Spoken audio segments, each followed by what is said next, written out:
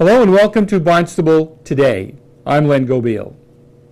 Dr. Mary Chikowski was Sarah Colvin's guest on Barnstable this morning. Our school superintendent was asked about a conference that she'll be attending this week that deals with our special needs programs and how to better establish relationships between staff and students. We're going to be participating with 7 other districts. They will be bringing teams as well, and some of those districts include Brookline, Fitchburg, Hingham, Marshfield, Wellesley, and West Boylston. And what we're going to focus on is developing some relationships with our parents on how we can bring back this information to our PAC, our CPAC, which is our Special Education Parent Advisory Council. And this has been an area of a challenge, a bit of a challenge. It's, once again, I'm not sure that parents understand the purpose of what CPACs or Parent Advisory Councils are for special education.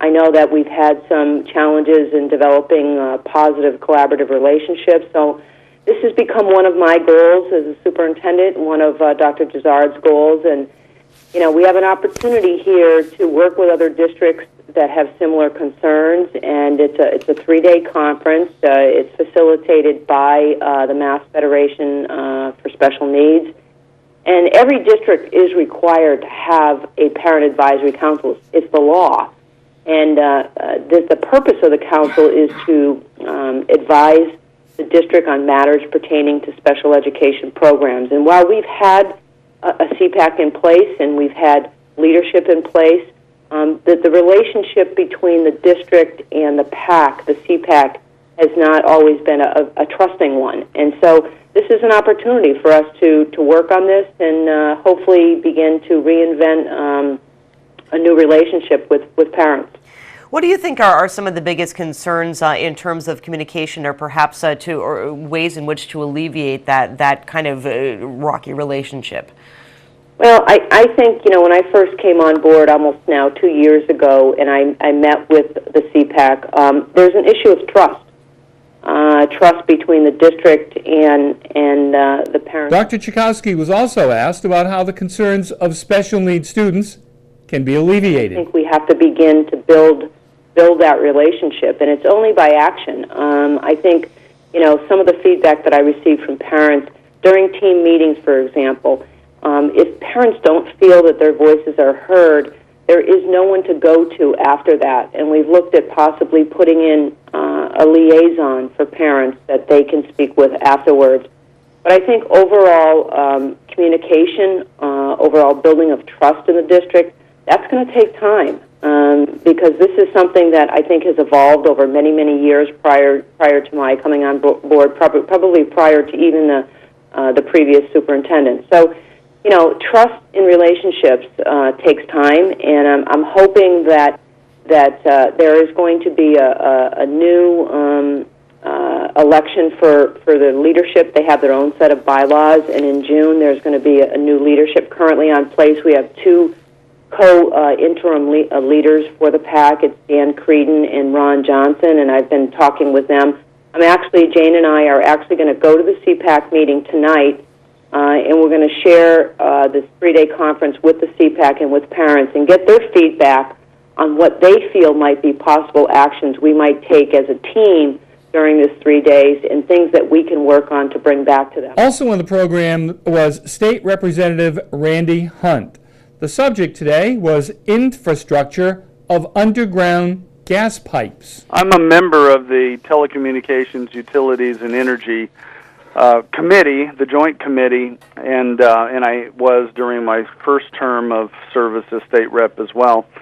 And the problem that the state faces is that we have many aging gas lines all over the state, particularly in the older cities. And there are literally thousands of leaks that have been identified coming out of these gas distribution systems.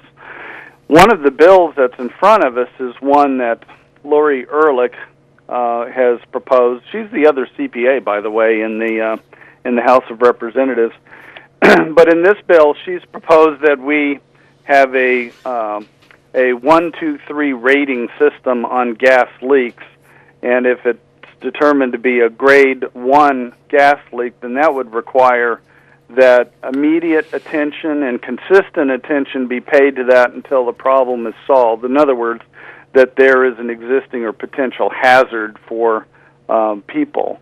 And then a grade 2 would be one that's not as severe, but could lead to a situation where it might be a grade 1 if we don't deal with it. And so that would have to be cleared or fixed within 6 months, I think 12 months on the outside. And then there's the grade 3s, and these are the typically what are thousands of them all around the place. That is non-hazardous from an immediate standpoint, but these leaks may be killing trees, and they certainly could get larger as the pipeline system continues to decay. So one of the things that we've been trying to deal with is how do you deal with the decaying infrastructure? And that is a problem that we have with gas lines everywhere, and with everybody wanting to go to natural gas because of how cheap it is compared to oil, for example, to heat your house. We need to stay on top of this subject. Sarah Colvin also asked Representative Hunt, how does the installation of underground gas pipes affect the town of Barnstable and Cape Cod? Well, we have a hot issue going right now, which is primarily affecting Sandwich at the moment, but will be affecting Barnstable very soon. And that is that there is a 20-inch high-pressure main that is being put in by National Grid that will work its way all the way down to the Dennis area, and so that we can have more gas availability down that way, the natural gas.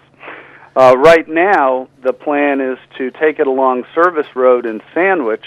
Now, there's already a gas main, a 12-inch gas main that has the side service pipelines that come off of it to get to all of the neighborhoods that are in Sandwich. And that was put in back in the 60s, I believe, maybe the 70s, so it's pretty old in itself. This is going to be a new one that's going to run along the service road, a 20-inch pipe that's not going to have any service in Sandwich. It's going to go through Sandwich into West Barnstable, and go right on down to where the power line right-of-way is that's close to, not quite down to 132 there.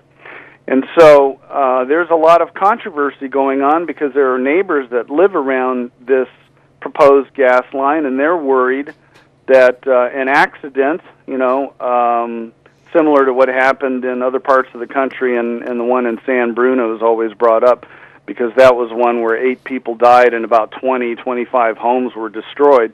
Their fear is that the homes along Service Road only have one egress, and that is to go back to Service Road to get out of their neighborhoods. So if there was a problem, they would be trapped back in their neighborhoods with no way to go out any other way. And that is something that National Grid is aware of, and that the Energy Facilities Siting Board is aware of, and that potentially the Board of Selectmen in Sandwich will take an intervener status to be able to testify as to the safety concerns that the neighbors have there. For Barnstable Today, I'm Len Gobiel.